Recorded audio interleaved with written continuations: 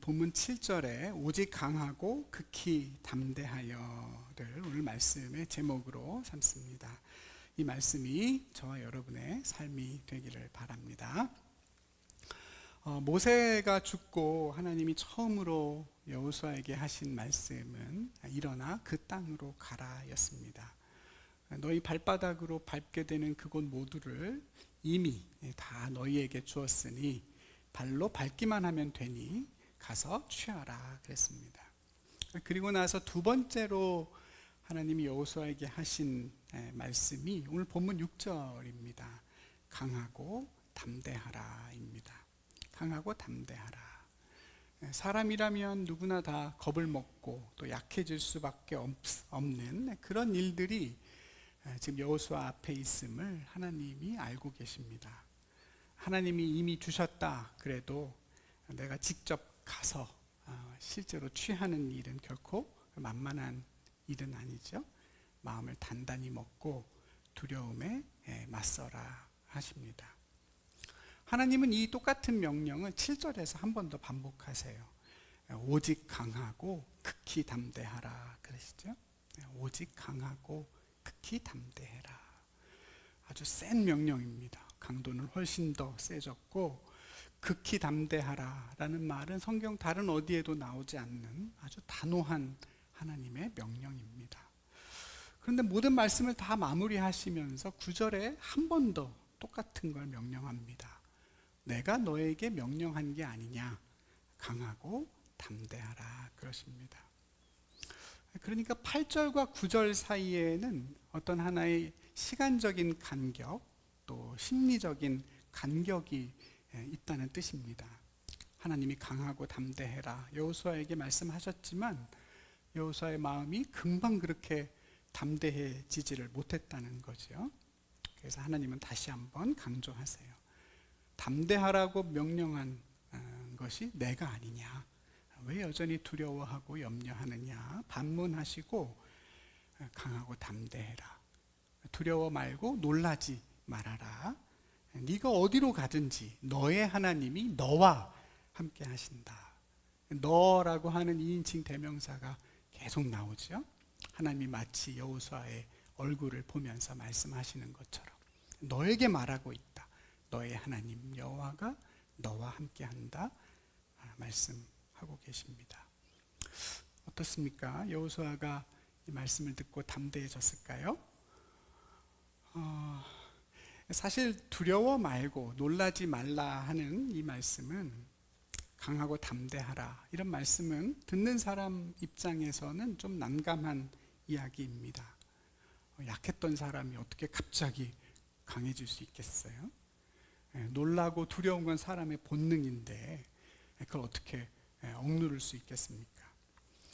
두려워하고 싶어서 두려운 사람 없잖아요? 내 마음이 내 마음대로 안 돼서 무섭습니다. 무서워 죽겠는데 누가 자꾸 옆에서 무서워하지 마, 그런다고 해서 두려움이 사라지나요? 아니죠. 두 번, 세 번 무서워하지 마, 무서워하지 마 그러면 처음엔 하나도 안 무서웠다가 무서워집니다. 이거 별거 아닌 줄 알았는데 진짜 무서운 건가 보다 생각하게 되겠죠. 여호수아가 지금 그런 상황입니다. 가뜩이나 두려워요. 누구나 다 염려할 수밖에 없는 일들을 목전에 두고 있습니다. 요단강을 건너서 가나안 땅에 들어가 전쟁을 시작하기 직전입니다. 나름대로 전쟁이라면 잔뼈가 굵은 여호수아이지만 이전하고는 전혀 다른 상황을 마주해야 합니다. 이제는 남의 땅에 들어가서 사방이 포위된 채로 전쟁을 벌여야 하는 것이죠. 여러분, 강을 건너가서 강을 뒤로 두고 싸우면 어떻습니까? 대단히 위험한 거죠. 그런 걸 가리켜서 배수의 진을 친다 그렇게 이야기합니다. 일반적인 경우에는 그렇게 전쟁하지 않죠. 물을 뒤에다 두고 싸우면 포위되기 때문에 결국은 도망갈 길이 없어서 다 몰살당하기 쉽습니다. 정말 싸움이 질 수밖에 없을 것 같을 때, 마지막 목숨을 각오하고 싸울 때만이 배수의 진을 치고 싸웁니다. 근데 하나님이 요단강을 건너가서 싸우라고 하시는 거예요. 죽을 각오를 하고 가는 싸움이고 그만큼 위험한 일입니다. 적들이 사방에서 우리를 노리고 있고 뒤가 없는 싸움이죠. 호랑이 굴에 직접 들어가는 셈이고 놀랄 일, 무서울 일 투성이입니다. 당장 요단강을 건너는 것부터가 대단히 어려운 일입니다.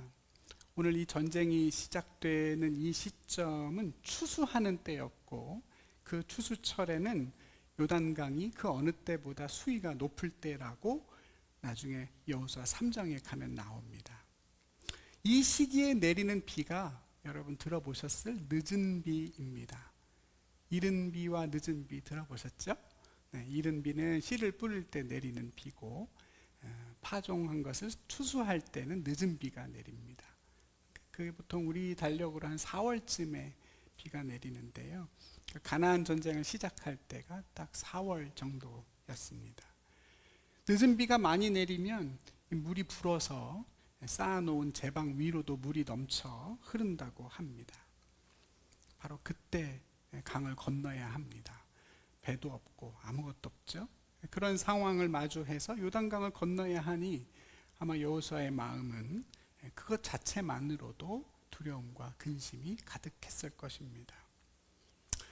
그뿐이 아니죠. 여호수아에게는 늘 모세라고 하는 그늘이 있습니다. 모세라는 거인의 뒤를 이어서 이스라엘 백성들을 이끌어야 하니까 얼마나 두려운 게 많았을까요? 그렇죠, 여러분? 모세 같은 사람의 말도 안 들은 이스라엘 백성인데 자기 말 제대로 듣기나 할까요? 맨날 걱정할 수밖에 없죠. 뭐만 했다고 하면 모세랑 비교하지 않을까요? 그렇죠? 전임자가 너무 훌륭하면 가는 게 아니에요. 모세 뒤라니요. 이게 말이 됩니까?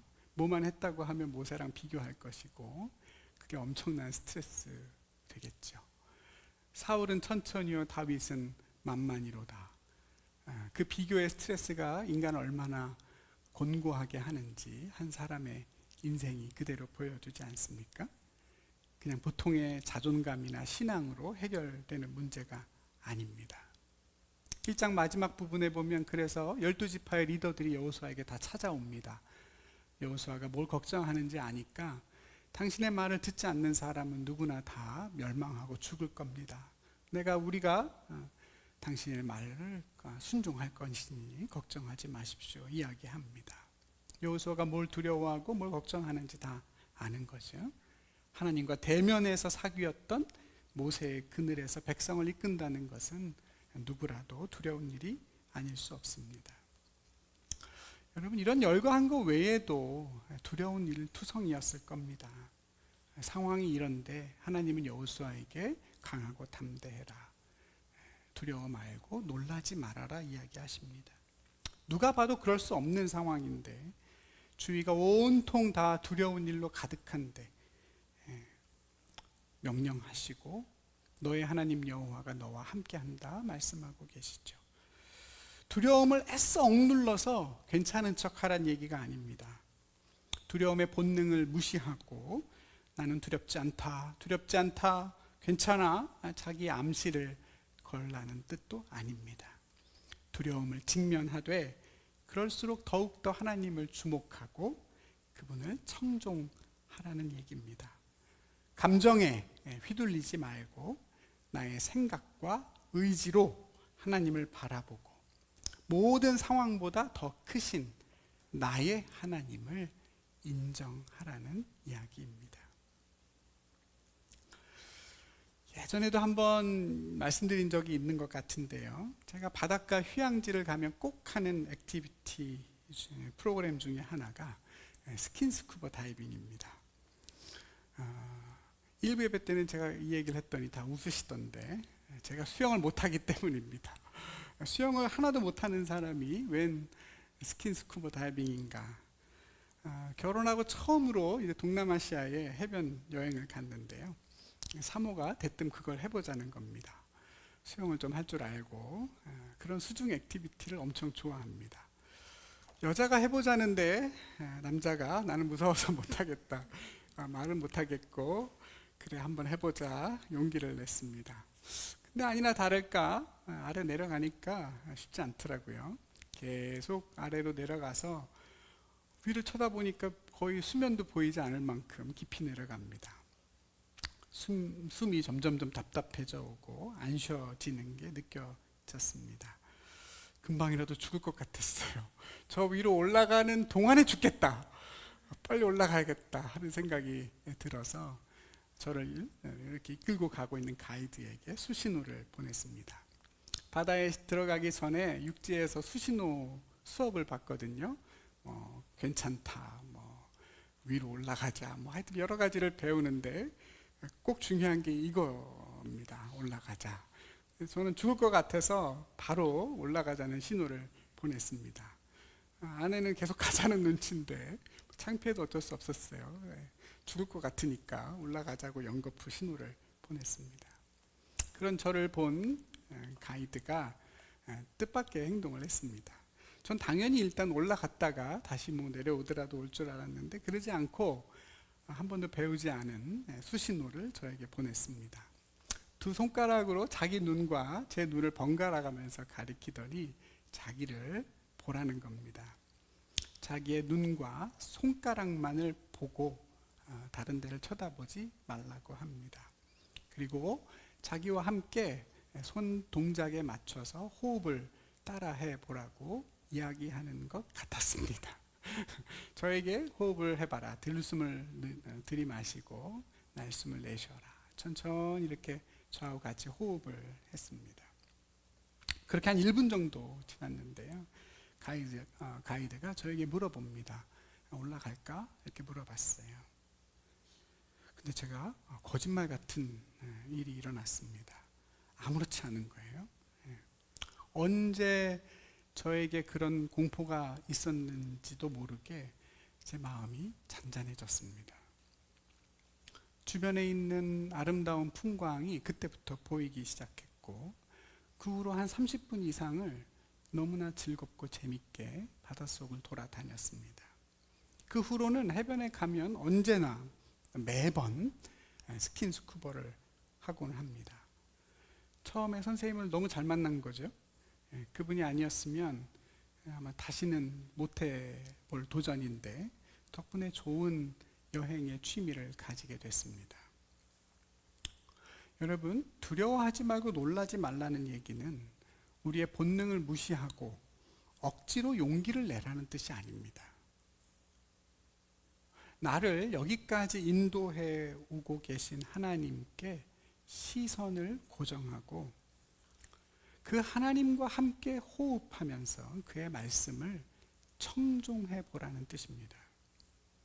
어려운 일이 생겼을 때, 사방에 큰 물이 우겨쌈을 당할 때, 그 순간에도 나와 함께 하시고 나를 위해 일하시고 지금 나에게 말씀하시는 하나님께 주목하고 그분이 내게 주시는 말씀에 집중하라는 것입니다. 그러면 두려운 상황은 그대로인데 내가 달라집니다. 주변의 환경을 바라보는 내 시각이 바뀌고 그것을 해석하고 다스릴 힘이 생깁니다. 하나님은 여호수아에게 지금 그걸 말씀하고 계십니다. 두려울 수밖에 없는 상황 속에서 시선을 하나님께로 돌리고 그를 청종하여 바른 행동을 선택하는 것, 그것이 여호수아가 강하고 담대해질 수 있는 유일한 길이라고 말씀하십니다. 사랑하는 우리 성도 여러분, 우리가 가진 담대함은 지금 우리와 함께 하시는 하나님을 바라보는 데 있습니다. 임마누엘의 하나님을 우리의 시선에서 놓치지 않는 한 두려움은 여러분을 정복할 수 없습니다. 나와 함께하고 계시고 나에게 말씀하는 하나님 앞에 여러분의 시선을 진지하게 고정시켜 보십시오. 그러면 담대함이 회복되고 상황을 다스릴 힘이 생겨서 훨씬 더 많은 삶의 조건에서 하나님의 은혜와 아름다우심을 누리고 즐길 수 있게 됩니다. 누군가에겐 죽을 것 같은 곳이죠. 저 바다 깊은 곳이나 저 하늘 위에나 누군가는 답답하고 숨막혀 죽을 것 같은 그곳에서 누군가는 가장 아름다운 하나님의 세상을 누리지 않습니까? 마찬가지입니다.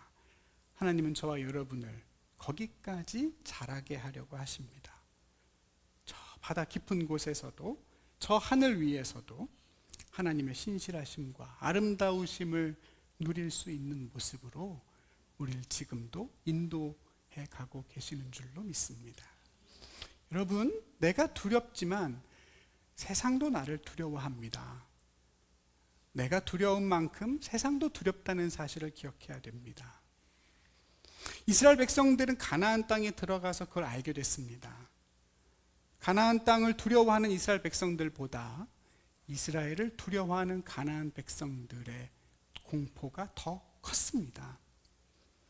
이스라엘 백성들을 통하여 간담이 녹아 있다라고 여호수아 2장에 나오죠. 여호수아도 두려워하고 이스라엘도 두려워했지만 가나안은 더 두려워합니다.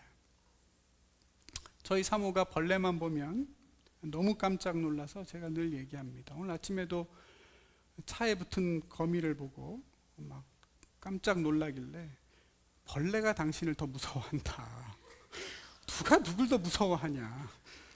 그런 얘기를 했습니다만,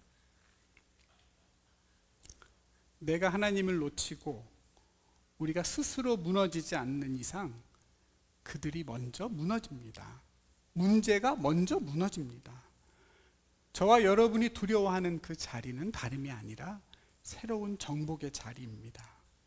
사랑하는 우리 성도 여러분, 마땅히 두려워할 만한 그곳에서도 임마누엘 하나님을 진실하게 의지하십시오. 우리에게 약속하신 하나님의 나라와 그 기업을 우리 발바닥으로 반드시 밟고 정복하게 될 줄로 믿습니다. 똑같은 명령이 계속 반복되고 있는 것 같지만 오늘 이 본문을 자세히 들여다보면 참 한 가지 신기한 사실 하나를 발견하게 됩니다.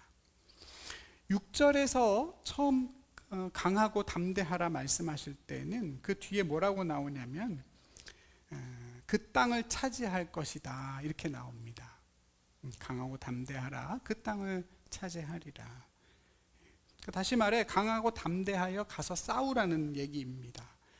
그런데 7절을 보시면 오직 강하고 극히 담대하라 라고 명령하신 다음에는 무슨 얘기가 나옵니까? 오직 강하고 극히 담대하여 나의 종 모세가 너에게 명령한 율법을 다 지켜 행하고 우로나 좌로나 치우치지 말아라 하십니다. 그렇죠? 근데 이상하지 않습니까, 여러분? 전쟁터 나갈 때는 강하고 담대해라. 근데 하나님 말씀 앞에 나갈 때는, 그 말씀에 순종하려 할 때는 오직 강하고 극히 담대하라 하십니다. 뭐가 더 어려운 일이란 뜻입니까? 네, 뭐가 더 두려운 일이에요? 전쟁터에 나가서 싸우는 것보다 하나님의 말씀 앞에 서고 그 말씀을 청종하는 것이 훨씬 더 우리에겐 두려운 일이라는 뜻입니다. 전쟁터에 나갈 땐 강하고 담대해야 하지만 하나님께 청종하려면 극히 담대해야 한다고 하세요. 그만큼 두려운 싸움이고 우리의 진짜 싸움이 거기에 있다는 뜻입니다. 여러분, 이 말씀이 이해와 공감이 되시는지요? 세상과 싸우는 일보다 하나님의 말씀 앞에 내가 서서 싸우는 것이 더 두려운 일이라는 사실을 경험하고 계시죠? 아마 여호수아는 그때 예상하지 못한 일이었을 겁니다. 적과 싸워서 이기는 일만 골몰하고 있었던 여호수아에게 어떻게 하면 모세의 뒤를 이어서 이스라엘 백성들을 잘 인도할 수 있을까 고민하던 여호수아에게 하나님께 허를 찔린 거죠. 뭐가 진짜 싸움이고 뭐가 정말로 두려운 일인지를 말씀하여 주십니다. 순종의 두려움을 직면하게 하시죠. 뛰어난 전략과 용맹함을 가진 야전 사령관이 되기 전에 하나님을 청종하는 영적인 사령관이 되라고, 그러기 위해서는 오직 극히 담대해야 한다고 여호수아를 촉구하고 계십니다. 여러분, 여호수아는 이제 이 말씀을 있는 그대로 받아들이고 하나님이 말씀하신 싸움, 하나님께 순종하기 위한 싸움을 먼저 더 치열하게 싸워야 합니다. 가나안을 정복하는 일은 거기에 달려 있다고 하시기 때문입니다. 우리의 인생의 싸움도 마찬가지죠. 겉으로는 내 실력과 내 능력으로 싸우는 것 같지만 하나님은 그게 아니라고 하십니다. 하나님이 이긴 싸움 앞에서 우리가 얼마나 하나님의 편에 설 것인가에 달린 싸움이라고 하세요. 우리 인생의 가장 어려운 점은, 신앙에서 가장 어려운 점은 그걸 인정하고 받아들이는 일일 겁니다. 세상에서 승리하기가 어려운 것이 아니라 우리의 삶이 하나님의 말씀 앞에서 나 자신과 싸우는 싸움이라는 사실을 받아들이고 거기에서 이기는 것이 훨씬 더 두렵고 힘든 일입니다. 말씀대로 순종하면 질 것 같지요. 말씀대로 순종하면 뒤처질 것 같고 가난해질 것 같고 말씀에 따라 살면 죽을 것 같고 시간이 모자랄 것 같고 더 바빠질 것 같습니다. 말씀대로 살면 실패할 것 같아요. 주중에 아이들을 학원에 안 보내고 교회를 보내면 아이가 학업에 뒤처지고 대학도 떨어지고 불행하게 살 것 같잖아요. 그 두려움에 이 두려움 때문에 우리는 순종의 싸움을 다 건너뛰고 오직 혈과 육의 싸움에만 몰두하게 됩니다. 덜 중요한 일을 더 급하게 하게 되지요. 당장 전쟁터에 나가 칼을 들고 싸워야 할 여호수아에게 하나님은 한가한 소리를 하십니다. 율법을 지켜 행하라. 우로나 좌로나 치우치지 말고 적을 향해 달려가라 말씀하지 않고 하나님의 말씀 앞으로 나아와라. 이 율법책을 너의 입에서 떠나게 하지 말고 주야로 그것을 묵상하여 지켜라 하십니다. 상황에 맞는 말이 아니지 않습니까? 죽고 죽이는 그 전쟁터 앞에서 그 다급한 순간에 하나님은 한가한 말씀을 하십니다. 오직 강하고 극히 담대하여 모세가 너에게 명령한 모든 율법을 지켜 행해라. 말씀이 너의 입에서 떠나지 않게 해라. 그리하면 내 길이 평탄하고 너의 삶이 형통하리라 약속하십니다. 여호수아는 그 싸움을 받아들이고 직면했고 결국 승리하죠. 하나님의 말씀을 쫓아 앞으로 나가고 하나님의 말씀이 들리는 곳에 멈춰 섰습니다. 두렵고 떨리지만 극히 담대함으로 하나님의 말씀을 쫓아 순종합니다. 제방 위로 넘실거리는 흘러넘치는 요단강 앞에서 하나님은 언약궤를 맨 제사장들이 먼저 발을 강으로 밀어 넣으라고 하십니다. 여호수아의 말을 들은 제사장들이 언약궤를 메고 실제 그 넘실거리는 강물 위로 발을 집어넣죠. 사방이 적들로 가득한 상황에서 가나안 땅에 들어가 하나님이 하신 첫 명령은 모든 남성들의 할례를 베풀라는 거였습니다. 군사들의 전력이 제로가 되는 거죠. 할례를 베풀고 그 모든 고통과 통증이 잔잔해질 때까지 여호수아와 이스라엘 백성들은 숨죽이며 기다렸습니다. 적을 향해 칼을 들기 전에 자기 자신의 부정함을 향하여 칼을 들었습니다. 그리고 거기에서 하나님을 예배하고 유월절을 지키지요. 그리고 나서 첫 가나안 전투에 참여하게 됩니다. 그게 저와 여러분의 싸움이라고 하십니다. 극히 담대함으로 하나님의 말씀 앞에 청종하고 그렇게 이긴 싸움을 싸우러 가는 것입니다. 주중에 우리가 예레미야 말씀 보니까 바벨론으로 끌려간 사람들에게도 이스라엘 백성들에게도 하나님의 말씀이 들리죠. 예레미야를 통해 그의 편지를 통해 하나님의 말씀이 바벨론에 가 있는 포로들에게 전달됩니다. 그러면 된 거죠. 하나님의 말씀이 들리고 그 말씀 앞에 설 수 있으면 된 겁니다. 하나님 뭐라고 하시죠? 거기에서 농사 짓고 자식 낳고 손자 낳고 생육하고 번성해라. 그 땅에서 적을 정복할 수는 없지만 하나님의 말씀 앞에 너희가 순복해라. 하나님이 너희와 함께하고 계시고 너희를 반드시 회복시키신다 약속하시죠. 하나님의 말씀이 있고 그 말씀이 들린다면 미래와 소망이 있는 것입니다. 내 삶에 어려움이 있어도 말씀 앞에 설 수 있는 용기가 있다면 고난을 받아들일 수 있고 해석할 수 있고 이겨낼 수 있고 살아갈 소망과 힘을 가질 수 있습니다. 우리의 진짜 위기는 하나님의 말씀이 들리지 않는 것입니다. 말씀 앞에 설 수 없는 것입니다.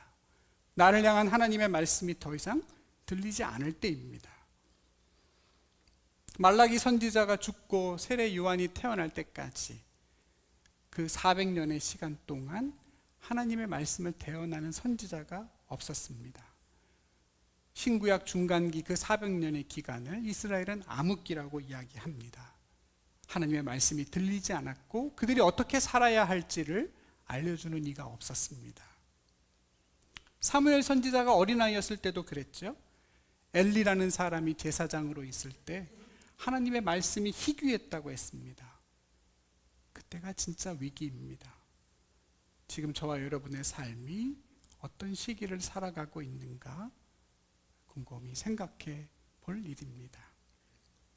사랑하는 우리 성도 여러분, 저와 여러분이 직면하고 있는 가장 어렵고 시급한 싸움이 무엇인지, 우리의 강함과 담대함을 동원해서 우리는 어떤 싸움을 싸워야 하는지 여러분 잊지 마시기를 바랍니다. 성도의 삶과 형통함이 거기 달려있다라고 하나님은 거듭 강조하십니다. 이 율법책을 너의 입에서 떠나지 말게 하고 주야로 묵상하고 지켜 행하라 말씀하십니다. 그 일을 해내기 위해 우리는 극히 담대해야 합니다. 급하다고 여겨지는 일들을 뒤로 물리고 말씀의 검이 내 적을 향해서가 아니라 우리 자신을 먼저 베어내는 고통을 감내해야 합니다. 하나님의 말씀 앞에 서는 건 늘 두려운 일입니다, 여러분. 내 연약함을 봐야 하고 내 부족한 모습과 나의 죄를 그 말씀이 쳐서 잘라내는 것들을 경험해야 하기 때문입니다. 그래도 여러분 그 앞에 담대히 서시기를 축복합니다. 올해 들어서 저는 개인적으로 오랜 시간 풀지 못한 목회 숙제를 하나 풀어가고 있는 중입니다. 제가 올해로 사역을 시작한 지 만으로 20년이 됐는데요. 그동안 해결하지 못했던 큰 숙제 하나를 지금 하나님이 풀게 하고 계시지 않나. 아직 다 풀지는 못했지만 그래도 문제의 핵심을 알게 하시고 또 바른 방향으로 풀어가도록 인도해주고 계시다는 것을 느끼고 있습니다.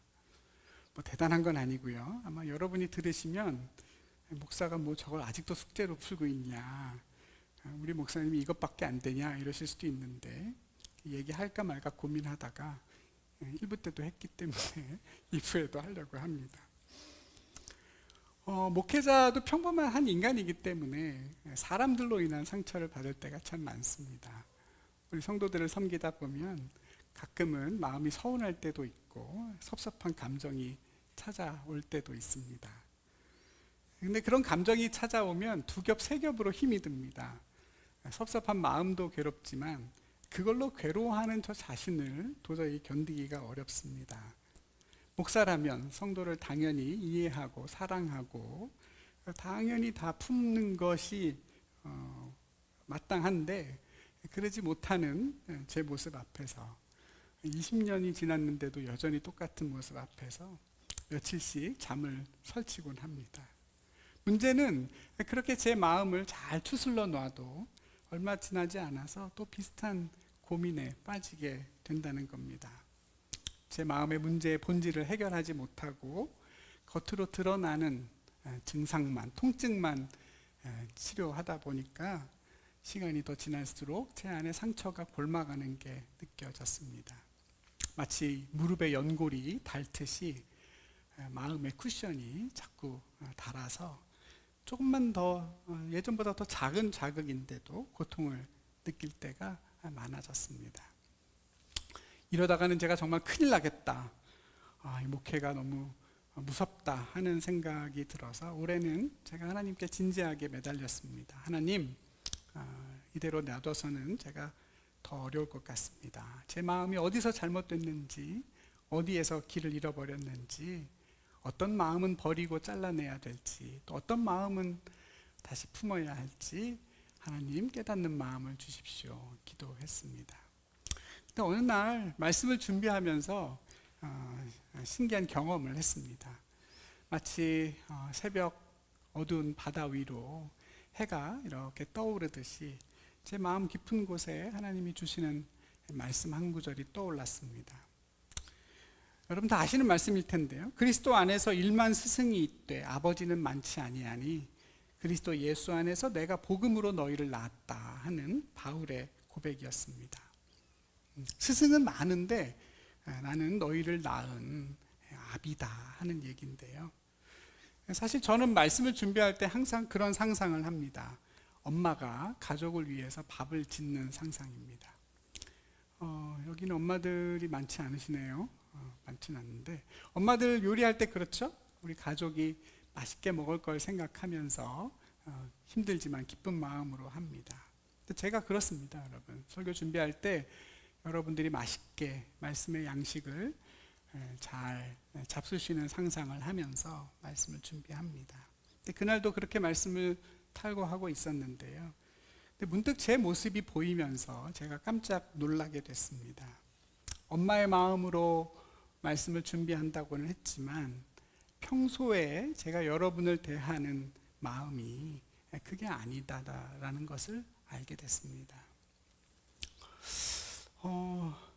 저랑 우리 성도들의 나이 차이는 그렇게 많이 안 나고 또 다 아시는 것처럼 우리 성도들은 다들 많이 성숙하고 신앙적으로도 많이 훌륭하십니다. 그래서 제가 믿음의 부모다 이런 생각을 하게 되기보다는 동역자로 여기는 마음이 더 커서 그런 것 같습니다. 제 안에는 엄마의 마음, 부모의 마음이 턱없이 부족하다는 것이 깨달아졌습니다. 부모였다면 달랐을 텐데 정말 엄마라면 그런 모습들이나 모든 이야기들이 다 이해가 되고 납득이 될 텐데 더 힘들 텐데 말씀을 준비할 때만 엄마고 그 외에는 아니구나 하는 제 모습을 보게 됐고 하나님 앞에서 용서와 은혜를 구했습니다. 그날 밤 그런 깨달음 가운데 잠을 자는데 꿈을 꿨습니다. 너무 놀란 꿈이라 꿈을 꾸고 바로 깼는데요. 제가 어디 앉아서 이렇게 구토를 하고 있었습니다. 술을 먹은 것도 아닌데 어디 앉아서 막 구토를 하는데 제 입에서 수많은 벌레가 쏟아져 나왔습니다. 제가 보도 듣도 못한 온갖 종류의 크고 작은 벌레들이 제 입을 통해 토해져 나오는데 나와도 끝이 없습니다. 너무 놀라서 잠에서 깼는데요. 한 30분 멍하니 혼자 앉아 있다가 어렵게 다시 잠이 들었습니다. 근데 여러분 그 괴로운 꿈이 계속 이어져요. 끝나는 게 아니고 다시 또 구토를 하는데요. 이번에 제 입에서 나오는 건 온갖 쇳덩이들이 나오기 시작합니다. 아주 작은 구슬에서부터 시작해서 못과 나사, 심지어는 큰 쇠 막대기가 제 입을 통해 나왔습니다. 한참을 그런 쇳덩이들이 막 나오고 나서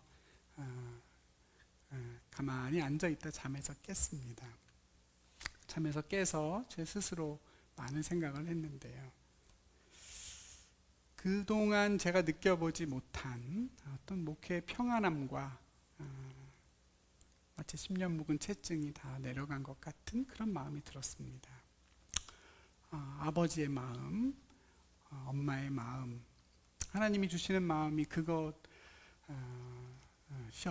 또 제 안에 있었던 그런 많은 좋지 않은 것들이 그렇게 하나님 안에서 없어져 가는 것들을 경험을 하게 됐습니다.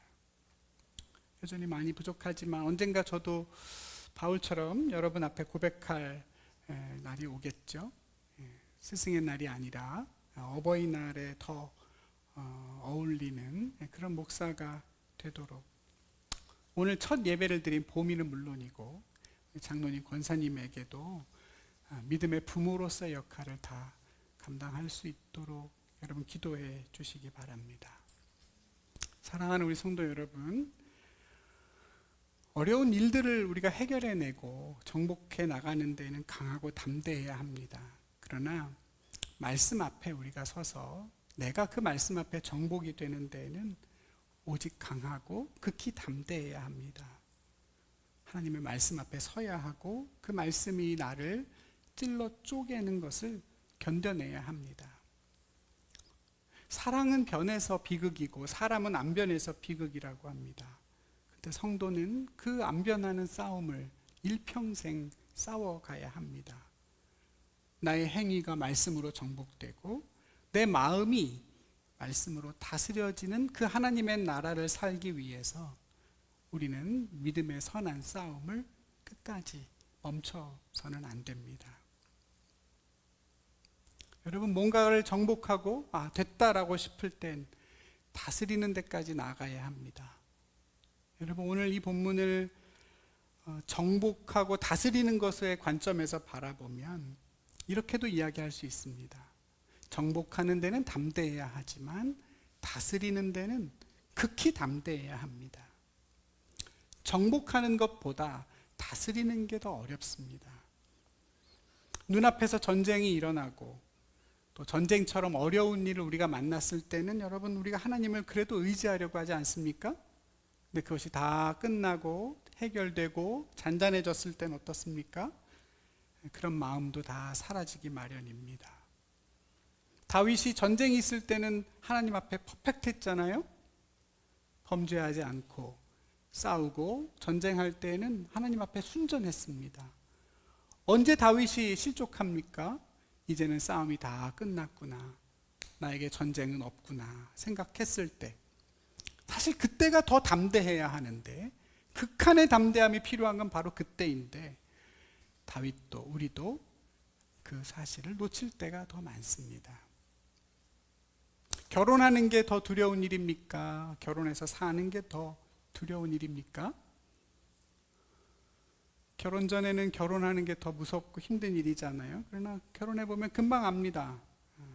결혼을 하는 데는 담대함이 필요하고 결혼을 살아내는 데는 극히 담대함이 필요하다는 걸 말입니다. 아이를 출산하는 데는 출산하는 것도 어렵지만 그 아이를 하나님의 자녀로 길러내는 일은 훨씬 더 어렵다는 것. 믿음의 본을 보이고 말씀을 가르치고 돈이 아니라 믿음을 유산으로 물려주려면 부모는 오직 강하고 극히 담대해야 되죠. 나의 간절한 기도가 다 응답되고 나면 그때부터가 진짜 싸움이 시작이 됩니다. 정복이 끝이 아니라 시작에 불과하고, 그 정복한 것을 잘 다스리려면, 군인이 아니라 왕 같은 제사장으로 살아가려면 하나님의 말씀 앞에 서는 용기, 그 말씀을 청종하는 용기가 꼭 필요합니다. 7월 들어서 우리는 예레미야 말씀을 묵상하고 있는데요. 여러분, 예레미야 말씀 묵상하면서 어떤 생각을 자주 하게 되시는지 궁금합니다. 저는 여호수아 말씀과 연관해서 생각해 보면 그런 생각할 때가 많습니다. 하나님이 약속하신 땅을 정복하는 이야기가 여호수아라고 한다면 그 땅을 다스리지 못하여 다시 정복당한 이야기가 예레미야의 말씀입니다. 정복했지만, 이겼지만 그 땅을 하나님의 뜻대로 다스리지 못해서 결국 정복당한 이야기, 그게 예레미야 말씀이죠. 결혼하는 것보다, 아이를 낳는 것보다, 취업하는 것보다, 대학에 들어가는 것보다, 그보다 훨씬 더 두렵고 더 큰 담대함이 필요한 일은 그것들을 잘 다스리는 일일 겁니다. 사랑하는 여러분, 너희와 함께한다, 너희를 떠나지 않는다고 약속하시면서 하나님은 이 율법책을 너의 입에서 떠나지 않게 하라고 하십니다. 주야로 그것을 묵상하라고 하시죠. 묵상하다라는 히브리어 동사 하가는 그 사전에서 찾아보면 이렇게 나옵니다. 사자와 같은 맹수가 잡은 먹잇감을 앞에 두고 낮은 소리로 으르렁거리는 의성어에서 나왔다, 이렇게 나옵니다. 사자가 먹잇감을 딱 앞에다 두고 그릉그릉 으르렁거리는 소리, 그게 하가이고, 하나님의 말씀을 묵상한다고 할 때 그 묵상도 그런 거라고 합니다. 영혼의 밥을, 영혼의 양식을 앞에 두고, 마치 맛있는 음식을 앞에 두고 기뻐하고 즐거워하듯이, 만족을 누리듯이 하나님의 말씀 앞에서 주야로 성도들은 으르렁거리라고 하십니다. 그걸 해내려면 뭔가는 내려놓아야 되지요. 하나는 포기하셔야 됩니다.